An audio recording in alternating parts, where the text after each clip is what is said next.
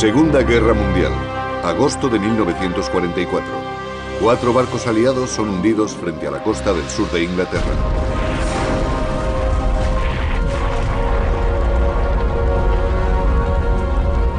Los supervivientes no tenían idea de lo que les había ocurrido. La primera señal de que algo iba mal fue la explosión. Medio siglo más tarde, no lejos de allí, se encontraría un submarino de la Segunda Guerra Mundial. Su diseño y construcción tenían unas características muy diferentes de las conocidas hasta el momento. Fue algo completamente inesperado, algo que ocurre una vez en la vida. Usando unas técnicas de investigación revolucionarias, un equipo de detectives subacuáticos descubre una historia de heroísmo e innovación que revela una tecnología secreta.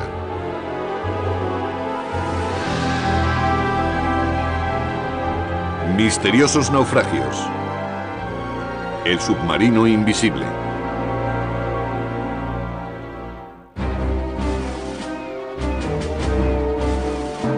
En el Canal de la Mancha, a 30 millas al suroeste de la isla de Wright, reposa a 55 metros bajo la superficie un objeto inesperado, un submarino. Aunque aquellas aguas han visto 2 guerras mundiales en las que muchos barcos se hundieron, no se sabía de ningún submarino que lo hiciera en esa zona.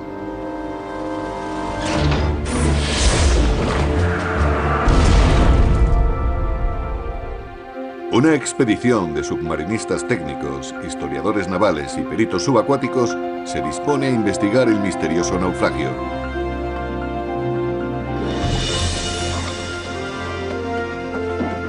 El buceador Dan Stevenson y el historiador submarino Ince McCartney unen sus fuerzas para averiguar qué es lo que se ha encontrado. El submarino está situado en un lugar del Canal de la Mancha donde, según los informes oficiales, no debía haber ninguno. Bucear en el Canal de la Mancha es todo un reto. Las mareas son muy fuertes y la visibilidad bajo el agua es muy reducida, de 2 a 3 metros de media. Los submarinistas llevan trajes y aparatos de respiración especiales para bajar hasta el naufragio. La marea es tan rápida aquí que podría arrastrarlos fácilmente. El equipo solo puede trabajar cuando la marea no es demasiado fuerte. Cuando se salta del barco uno siente aprensión.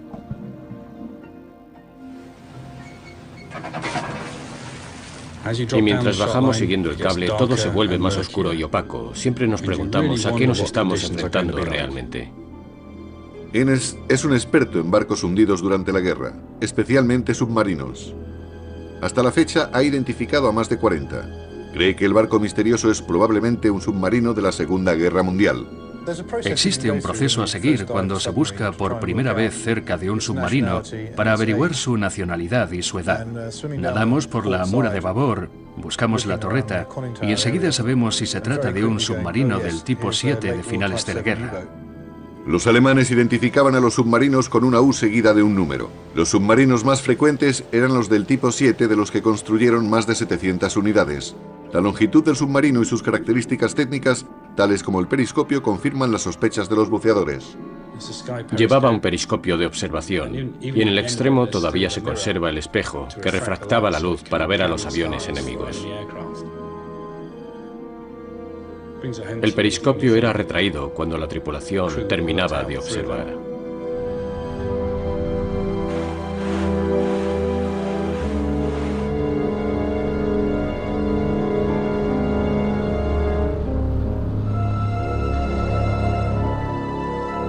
Pero este submarino del tipo 7 se sale fuera de lo normal. Una capa especial cubre toda su superficie. A primera vista parece lisa. El material está firmemente adherido al casco de acero, aunque en algunos lugares se han desprendido algunas láminas.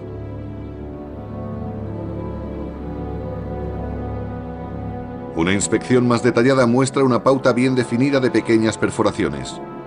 El extraño material resulta ser caucho, lo que brinda una clara indicación de la identidad del submarino. Me ha sorprendido el recubrimiento de caucho. No lo esperaba. Eso identifica claramente al U-480, ya que fue el único que entró en el Canal de la Mancha con esa clase de recubrimiento y no regresó. Durante los 3 meses siguientes al día D, el U-480 fue el responsable de casi la cuarta parte de los hundimientos en el Canal de la Mancha.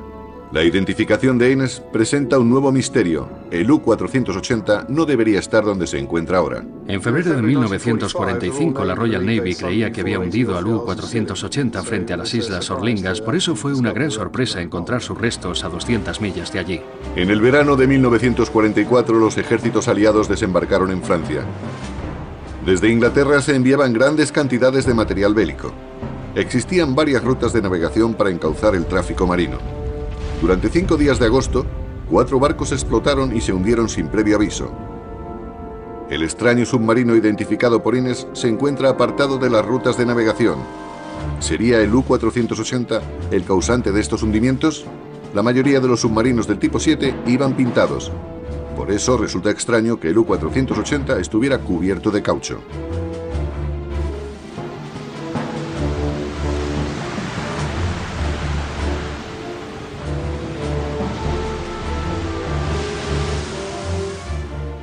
Durante los primeros años de la guerra, los submarinos mantuvieron a Gran Bretaña al borde del colapso. Sus manadas de lobos cazaban los barcos desde las profundidades del Atlántico. En un solo año, los submarinos hundieron 2,5 millones de toneladas de barcos mercantes. Con ello estuvieron a punto de estrangular los suministros que, procedentes de Estados Unidos, necesitaba desesperadamente Gran Bretaña.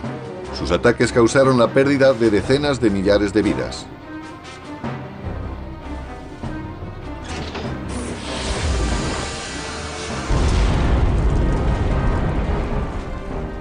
El primer ministro británico, Winston Churchill, sabía muy bien que su nación estaba al borde del colapso y exigió contramedidas inmediatas.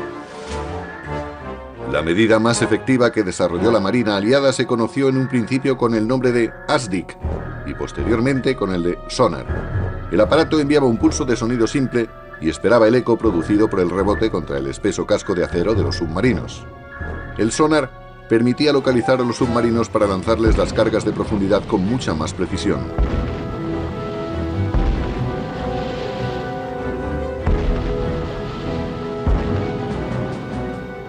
Las pérdidas de los submarinos alemanes aumentaron drásticamente desde que el sistema fue introducido. Su esperanza de vida descendió a unos escasos 60 días.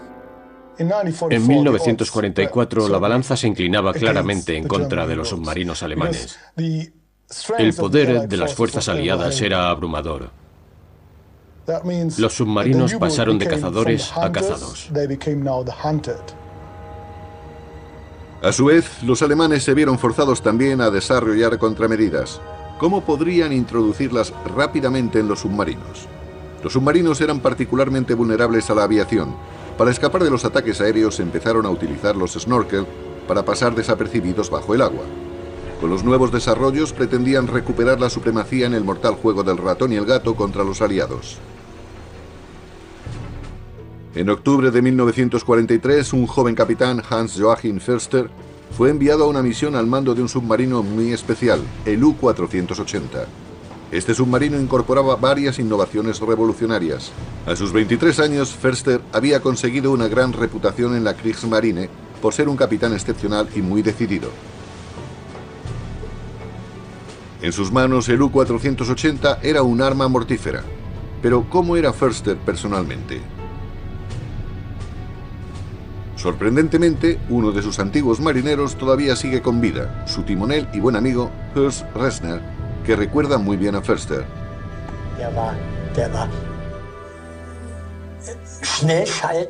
Era brillante, muy bueno con la tripulación y tenía un gran sentido del humor. No obstante, prestaba gran atención a la disciplina. No dejaba que nadie la quebrantara. Era un gran tipo, una gran persona.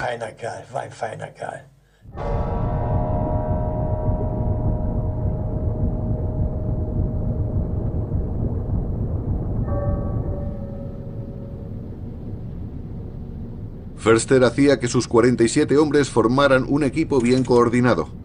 Realizaron muchas prácticas en el Báltico. En agosto de 1944 partieron para una misión, estar al acecho en el fondo del Canal de la Mancha para atacar barcos enemigos.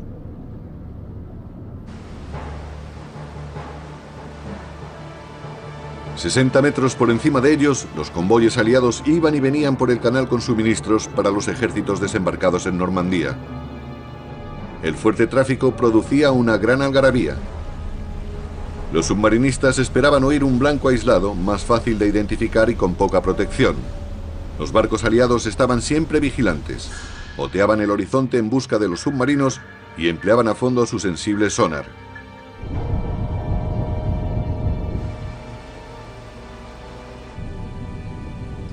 Schnell drehende Schraube. 20 Grad. Backbord vorne. 1000 Meter. 90 Grad. El 21 de agosto, Förster oyó un barco sin identificar. Era el Alberni, canadiense. Previamente, lejos de la vista del convoy, había comprobado su posición y observado el cielo en busca de aviones. Cuando vio que el horizonte estaba despejado, decidió que podía permanecer con seguridad cerca de la superficie. Para iniciar el ataque, subió a la torreta y se situó en una apretada posición detrás del periscopio de ataque. Le siguió su timonel mayor, Horst Resner. Respondiendo rápidamente a las órdenes de Förster, Resner dirigió el barco con los controles secundarios. Förster divisó inmediatamente a su presa y se preparó para atacar.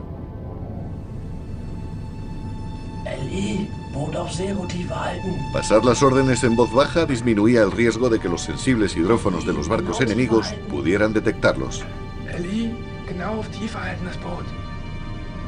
La tripulación del submarino ocupó sus puestos para equilibrar el submarino justo por debajo de la superficie, a la vez que dirigía el barco y los tubos lanzatorpedos contra la corbeta canadiense Alberni, preparándose para disparar.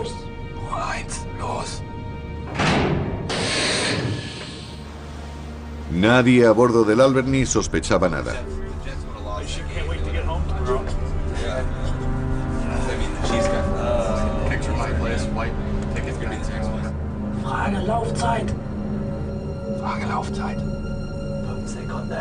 La tripulación del submarino contaba los segundos para el impacto.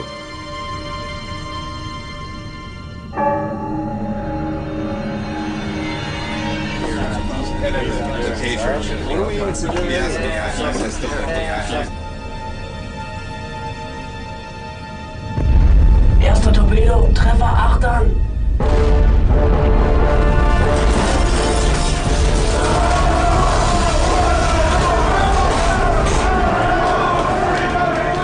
Poco antes del mediodía del 21 de agosto de 1944, el barco canadiense Alberni explotó súbitamente.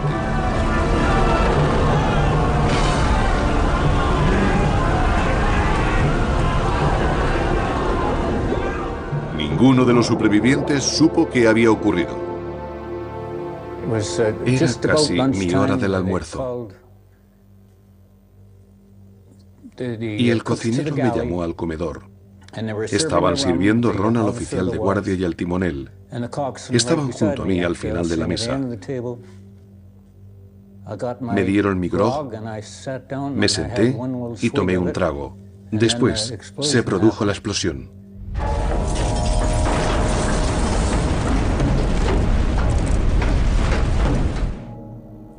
Lo siguiente que supimos es que estábamos bajo el agua. Todo ocurrió así de rápido. Lo más raro de todo es que no vi a nadie. No salía nadie por los ojos de buey o del comedor. ¿Cómo pudo el submarino realizar su fatal ataque pasando completamente desapercibido?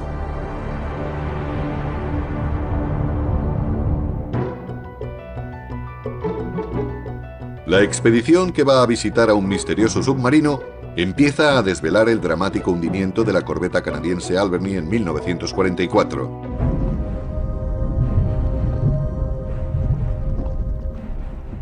Se hundió en solo 30 segundos.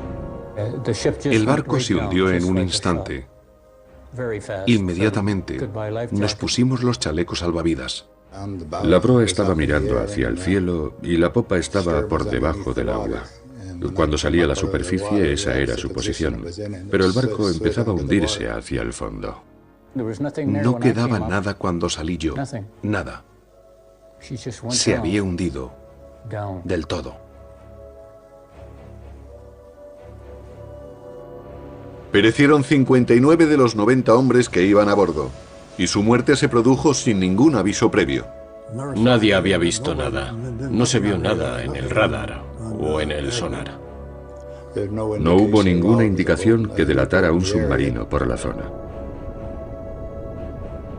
El misterio del hundimiento del Alberni no fue resuelto hasta después de la guerra. Förster describió sus acciones con meticuloso detalle. Lo mismo hizo el capitán de corbeta del Alberni, que sobrevivió al hundimiento y dio cuenta de su pérdida al almirantazgo. Tengo el honor de informar de que el 21 de agosto de 1944 a las 11:46 se produjo una explosión bajo el agua aproximadamente a la altura de la sala de máquinas que hizo que el Alberni se hundiera. En el mismo día, Förster escribió en su diario de a bordo: Después de 1 minuto y 19 segundos, el torpedo dio en el blanco y explotó. Los dos relatos concuerdan casi exactamente. Förster sacó inmediatamente al U-480 de la zona de peligro.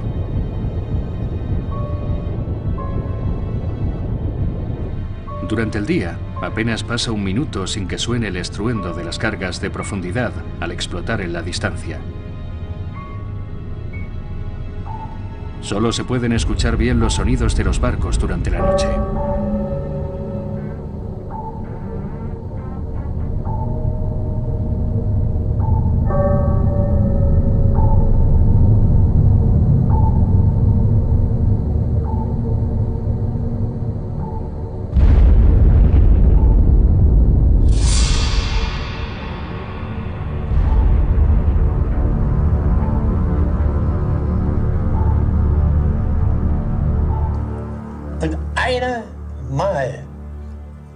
Solo una carga de profundidad explotó cerca. Y eso fue todo. Navegamos a marcha lenta y conseguimos escapar.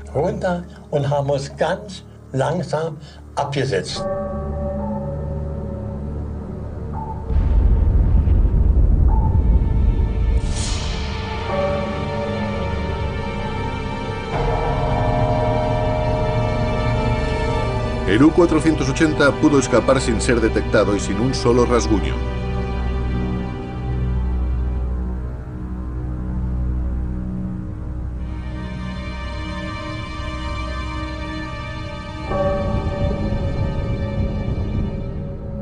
Para Förster, los barcos solitarios eran una presa fácil.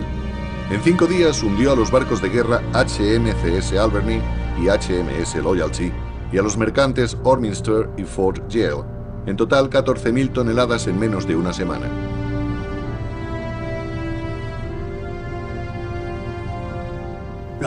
Es obvio que todos estábamos exultantes. Igual que cuando los aliados hundían un barco de los nuestros. En ambos bandos pasaba lo mismo.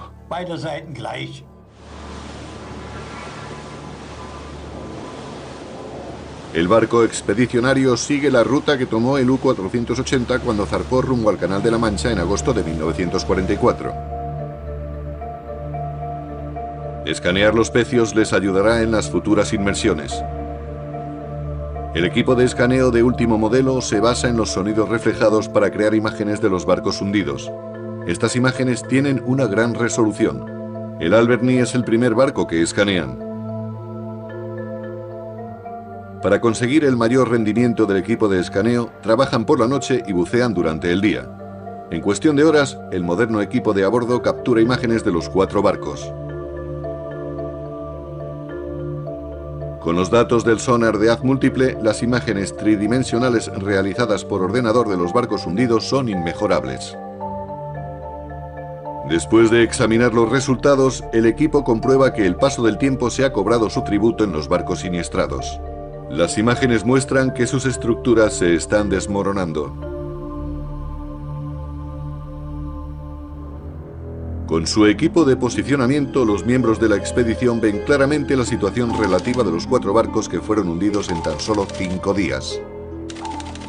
Las víctimas de Förster se encuentran en las sobrecargadas líneas de tráfico aliado que conducían a Francia.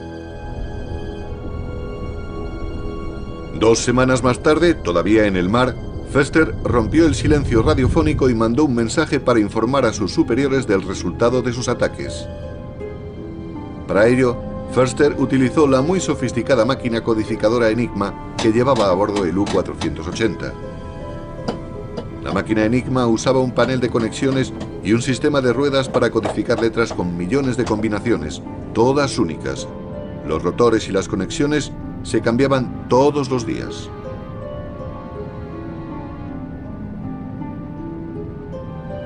En el cuartel general de los submarinos, otra máquina Enigma con el rotor y la combinación de conexiones adecuadas descodificaba el mensaje.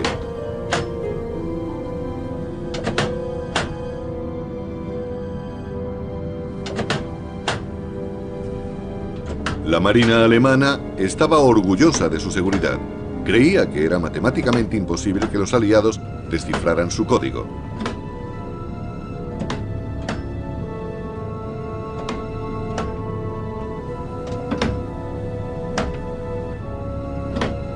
Förster pasaba el mensaje codificado al operador de Morse para que lo retransmitiera.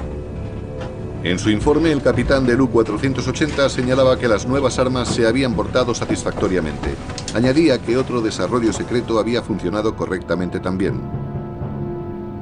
La razón principal por la que nuestro barco pasaba desapercibido se debía a la protección acústica del Alberich.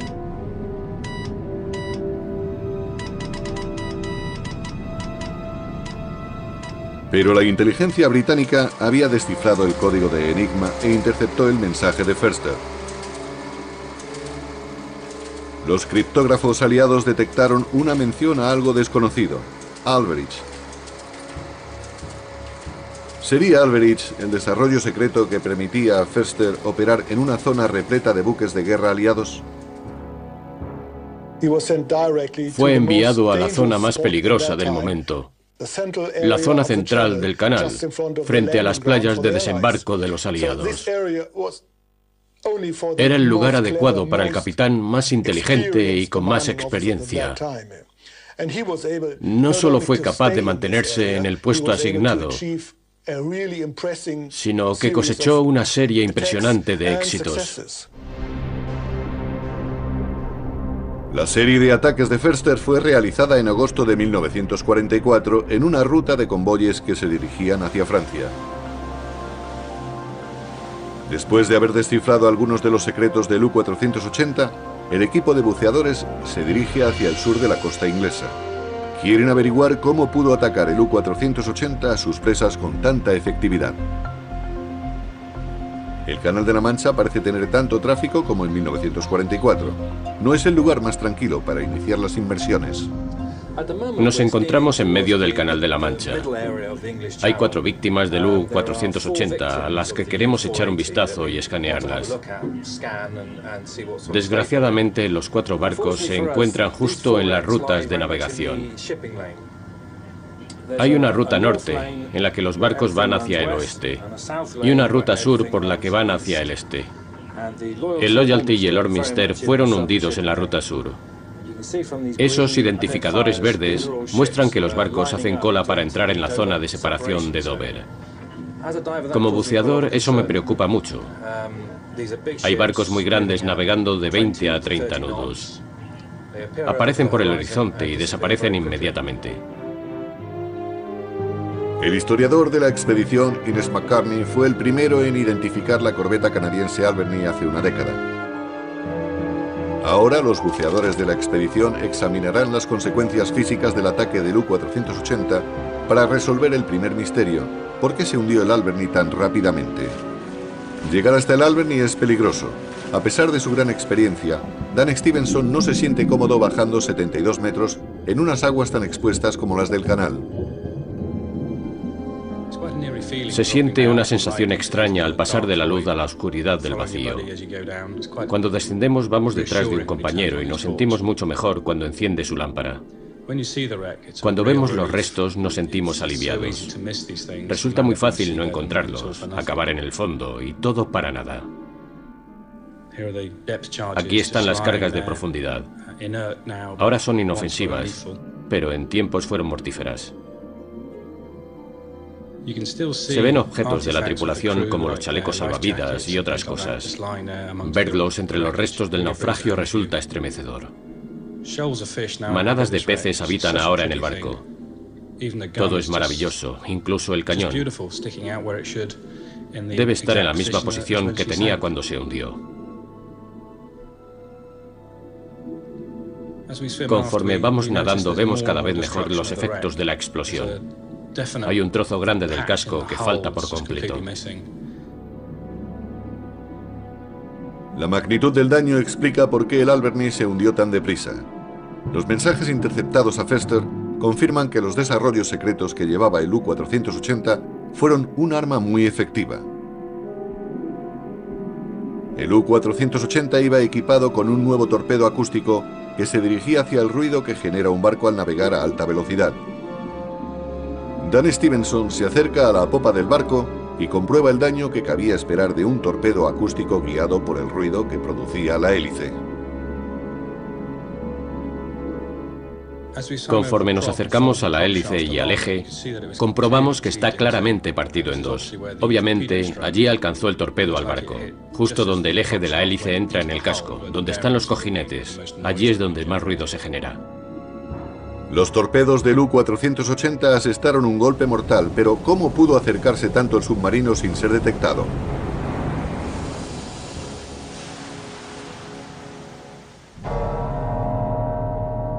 En el verano de 1944, el submarino alemán U-480 hundió 4 barcos aliados en el Canal de la Mancha sin ser detectado.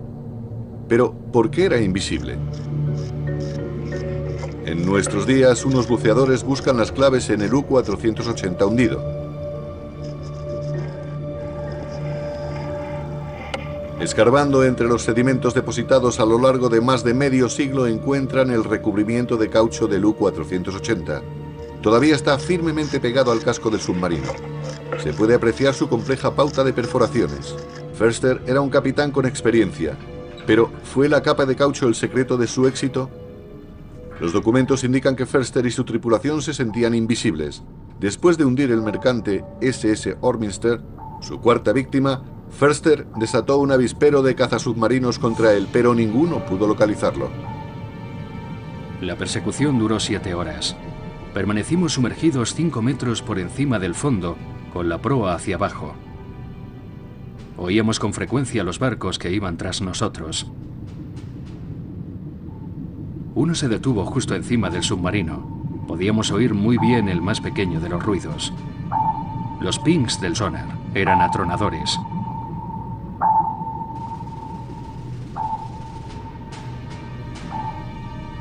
Estoy convencido de que el enemigo no podía detectarnos con su sonar.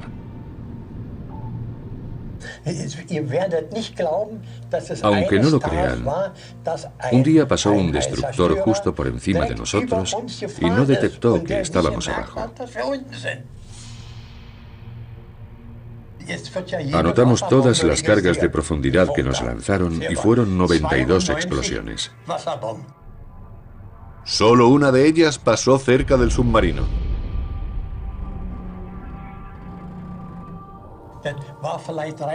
Esa carga de profundidad que pasó tan cerca debió de ser por una casualidad. De todas formas, no nos hizo mucho daño. Pero escapar a 92 cargas de profundidad parece algo más que una coincidencia. Algo debía proteger al U-480. Más información salió a la luz cuando a los prisioneros de guerra alemanes en Gran Bretaña se les escapó el nombre de la capa protectora, Alberich. Esa era la palabra clave desconocida del mensaje interceptado a Foerster. En 1944, el almirantazgo británico no estaba seguro de para qué servía aquel recubrimiento de caucho. Se especulaba que sería para proteger a los submarinos contra las cargas de profundidad, pero se hicieron pruebas y se comprobó que el caucho era demasiado delgado para soportar los saltos explosivos. Se dijo también que serviría para que los submarinos navegaran más rápidamente, pero aquello no tenía sentido. En realidad, Alberich es el nombre de un personaje de una ópera de Wagner que tenía la capacidad de hacerse invisible.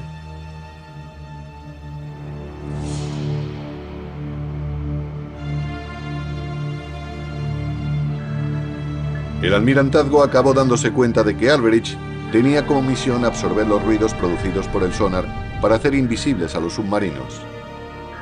ASDIC, las siglas británicas para designar al sonar, fue desarrollado por el físico canadiense Robert Boyle y el científico británico Albert Wood.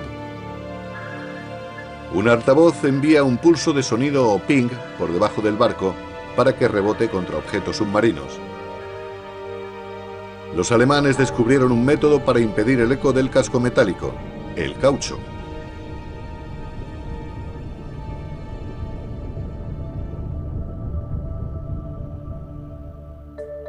Los análisis demostraron las innovadoras propiedades del material sintético.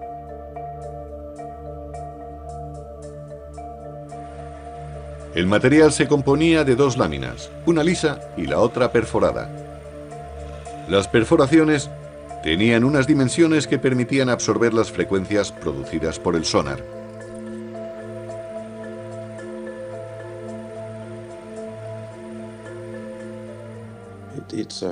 Se trataba de una espesa capa de caucho con burbujas de aire.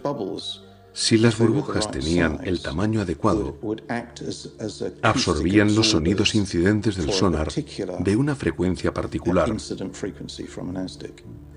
Cuando el sonar chocaba contra el caucho, este absorbía los pulsos para que no rebotaran contra las partes metálicas de los submarinos y en particular contra su estructura interna, que es la que producía el eco. Resulta difícil cubrir un gran casco de acero con una capa de caucho, pero los alemanes encontraron una forma de hacerlo. Aplicar la capa de Alberich sobre el casco del barco era un proceso muy sofisticado y complejo. En primer lugar, había que limpiar toda la superficie exterior del barco.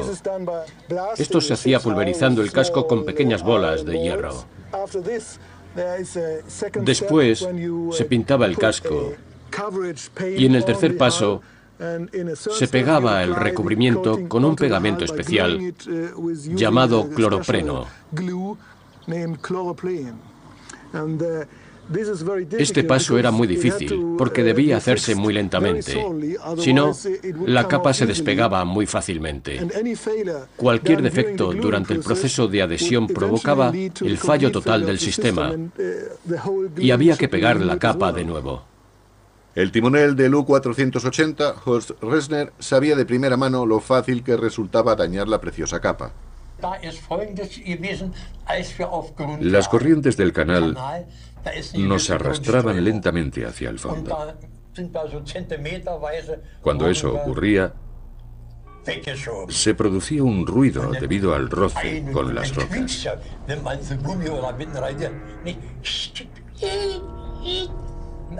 Nos preocupaba mucho que los barcos aliados oyeran aquel ruido.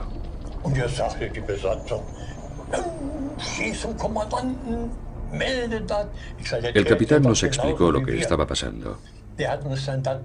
Y cuando llegamos a la base de Trondheim, vimos que en el fondo del barco se habían desprendido grandes trozos de recubrimiento.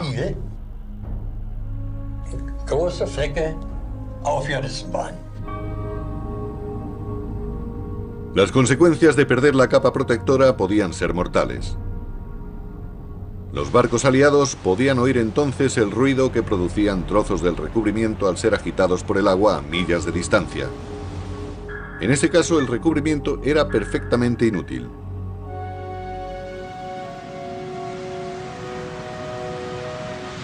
Pero a Förster le sonrió la suerte y el U-480 pudo llegar a Noruega de una sola pieza. A las 8 de la mañana del día 4 de octubre de 1944, Förster y su tripulación llegaron con seguridad a la base de submarinos de Trondheim. Estaba eufórico. El 19 de octubre los británicos interceptaron otra transmisión en la que se rendían honores a Förster y a sus triunfos. A principios de la guerra, para que los capitanes de los submarinos recibieran la Cruz de Caballero de la Cruz de Hierro junto con un gran recibimiento, tenían que haber hundido más de 100.000 toneladas. Pero cuando la guerra comenzó a volverse contra los alemanes, muchos capitanes recibieron la misma condecoración solo por hundir una fracción de ese tonelaje. Förster no fue una excepción. Horst Resner recuerda el estado de euforia y alivio de la tripulación cuando regresaban a puerto. El mejor momento era cuando regresábamos de una misión. Se colgaban gallardetes y los mercantes agitaban las banderas para recibirnos. En los muelles nos esperaba una banda de música y los periodistas gráficos. Un fotógrafo me dijo una vez: ¿puedo sacarte una foto? Yo le dije que muy bien, pero que me tenía que dar una copia. Todavía lo conservo. Llevo una de las mayores barbas que he visto en mi vida. Era el mejor momento del servicio en los submarinos. Volver a casa.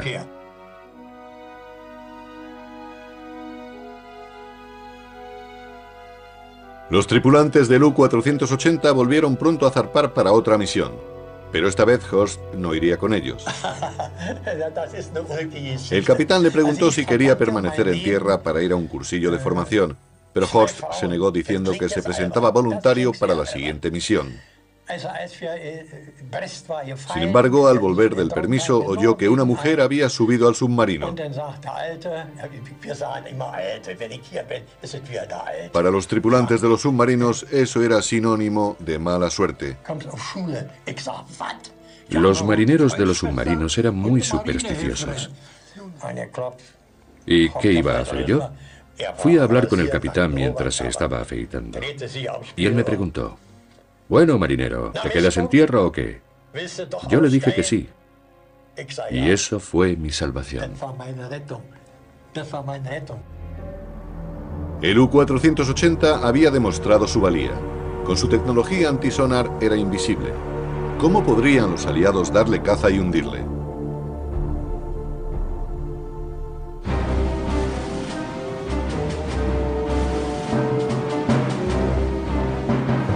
En agosto de 1944, el capitán de submarinos Förster hundió 4 barcos aliados en el Canal de la Mancha. En cuanto el U-480 fue rearmado y reabastecido, se dispuso a regresar al combate.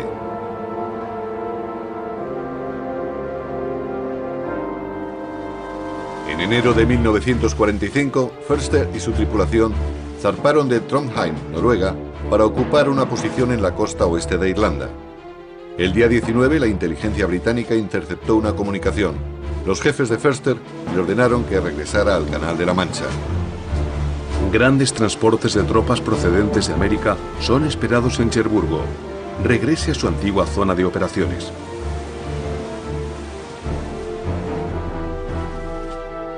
El U-480 regresó a su antiguo puesto siguiendo una ruta que le llevaría a pasar por las Islas Sotlingas. Aproximadamente en el mismo momento, los barcos aliados hundieron otro submarino que estaba operando en esa zona. Sus restos convencieron a los aliados que habían hundido al famoso U-480. Un objeto que subió a la superficie después del ataque era un trozo de caucho blanco.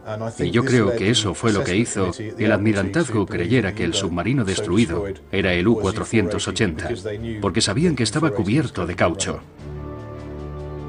Durante 50 años se creyó que el hundimiento del U-480 se produjo cerca de las Islas Sotlingas. Pero el U-480 navegó sin ser detectado ni molestado hasta su antiguo coto de caza.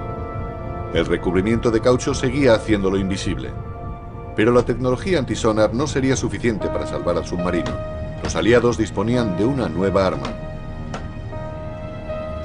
Durante las operaciones bélicas, los submarinos mantenían silencio radiofónico, ya que en 1945 era demasiado peligroso salir a la superficie para transmitir mensajes.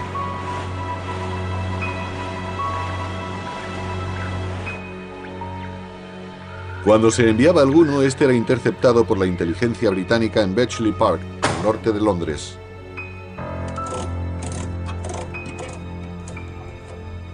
El trabajo que se realizaba en este departamento era tan avanzado que fue mantenido en secreto durante más de 30 años después de acabar la guerra.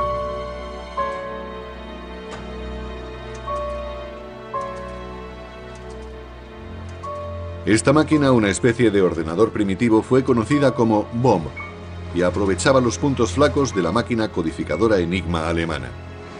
Bomb podía descifrar los mensajes de Förster en menos de 24 horas. Los mensajes interceptados contenían detalles de los progresos de todos los submarinos, así como de su disponibilidad y municiones restantes. Los capitanes de los submarinos comunicaban además el éxito o el fracaso de sus misiones. Hasta hoy en día se han conservado 50 de los mensajes emitidos y recibidos por el U-480 desde 1943 hasta su misión final, cuando zarpó de Trondheim en 1945. Los mensajes eran pocos y muy espaciados entre sí, porque para enviarlos o recibirlos, el U-480 debía subir a la superficie, donde era vulnerable a los barcos y aviones enemigos. Por eso mantenía el silencio radiofónico durante la mayor parte de la misión. Entonces, ¿qué fue lo que le condujo a su trágico final? Resultaba extraordinariamente difícil navegar con la restringida visión que ofrecía el periscopio. Sin embargo, Förster tenía un plan muy sencillo. Si el submarino se situaba cerca de una boya de navegación, por donde pasaban los convoyes aliados, y se mantenía sin moverse en el fondo durante un corto periodo de espera, algún convoy acabaría pasando muy cerca. Entonces lo oiría, subiría hasta la posición de disparo, lanzaría sus torpedos y se volvería de nuevo al fondo. Pero el regreso de Förster al escenario de sus antiguos triunfos acabaría llevándole a su perdición. ¿Qué sería más natural para un joven capitán de submarinos que ha tenido éxito en un cierto teatro de operaciones que volver al lugar que mejor conocía? Por eso regresó a las viejas rutas de los convoyes que había patrullado con tanto éxito unos meses antes. Pero esta vez la situación había cambiado. Los detalles de esos cambios han permanecido ocultos durante más de 60 años. Solo ahora, los archivos más secretos de aquella época pueden revelarnos lo ocurrido. En la Royal Naval Historical Branch, Ince McCartney y el historiador naval Malcolm Llewellyn Jones encuentran un indicio decisivo en documentos recientemente hechos públicos. Una trampa tendida exactamente en el lugar donde reposan hoy día los restos del U-480. El nombre en clave de la operación era Brazier, un campo de minas secreto contra los submarinos alemanes que fue sembrado en enero de 1945.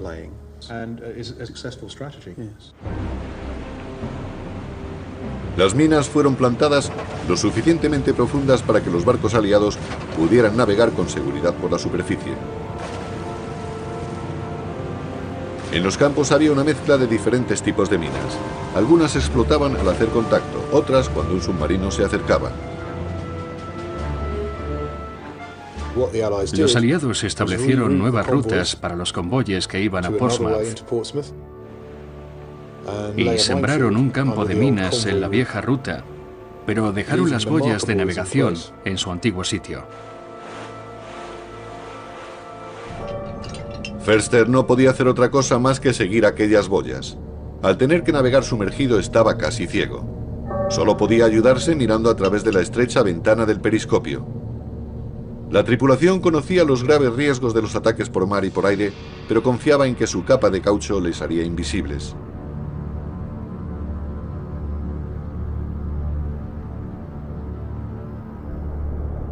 No sospechaban que un campo minado les estaba aguardando en las profundidades.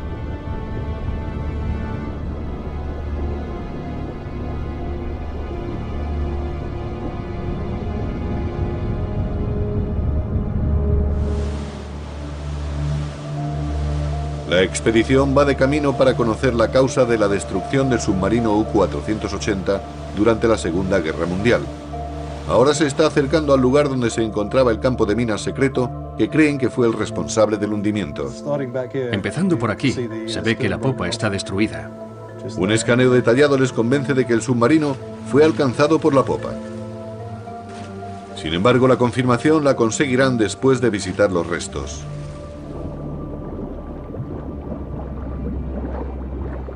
En la popa del U-480 encuentran lo que estaban buscando: pruebas del impacto fatal que mató a Förster y a los 47 hombres de su tripulación. Ver el casco de presión por la mura de estribor y la popa hace que uno se estremezca. Parece una lata de Coca-Cola pinchada por un lápiz. Hay un gran boquete. La presión debió escapar y desgarrar el casco por allí. Toneladas de agua por segundo entraron en el submarino. Todo acabaría en un momento.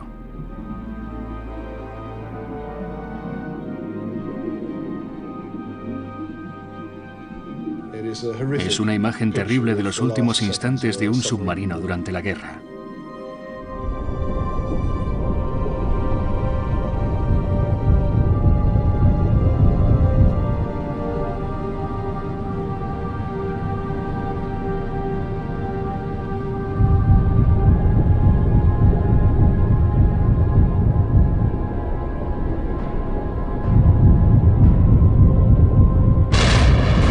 Los 170 kilos de explosivos se abrieron paso a través del acero reforzado del casco de presión. La tripulación no tuvo ninguna oportunidad de escapar.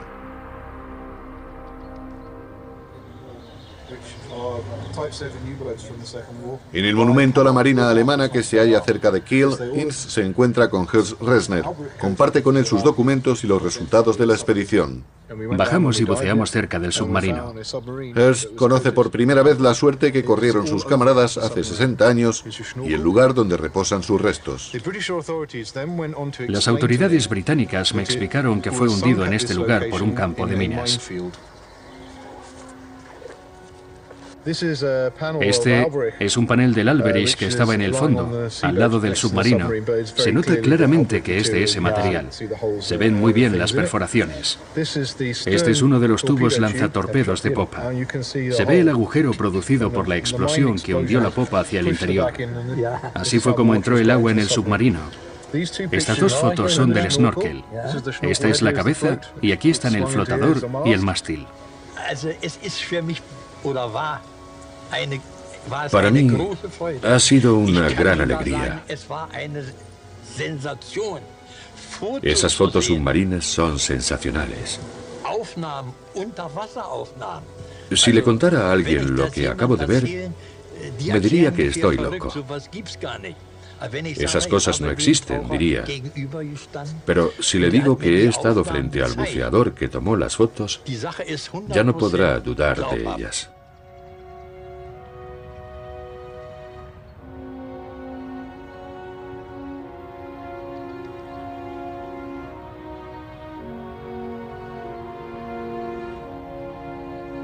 El monumento a los submarinistas en Melternord, también cerca de Kiel, recuerda a los 30.000 hombres que perdieron la vida en los submarinos durante la Segunda Guerra Mundial. Los camaradas de Ernst Resner del U-480 se encuentran entre ellos. Si no hubiera sido por una superstición de marineros, el nombre de Ernst estaría aquí también.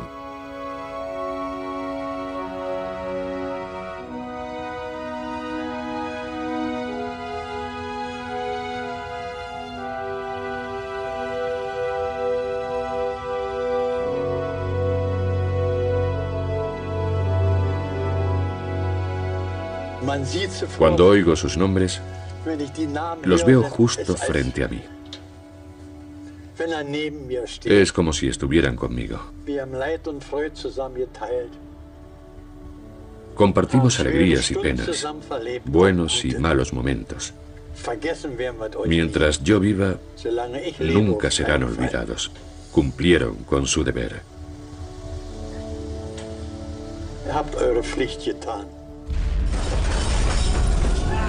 Los sucesos de 1944 dejaron una huella que aún perdura. A veces tengo sueños que parecen muy reales.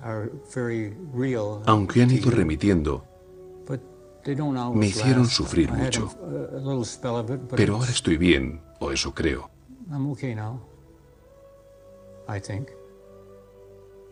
No puedes sentirte bien pensando en estas cosas.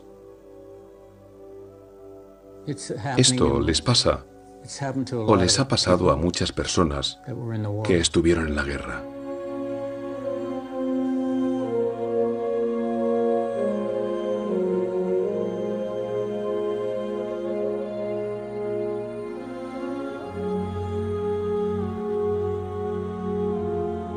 60 años después de que el U-480 se hundiera en el Canal de la Mancha, buceadores e historiadores han resuelto el misterio que rodeó a un arma secreta alemana que hundió 4 barcos aliados después del día D en 1944. El diseño y la construcción de aquel buque fantasma ya no es ninguna incógnita. El submarino fue destruido cuando cayó en una trampa mortal en la fiera lucha que se desarrolló bajo las olas.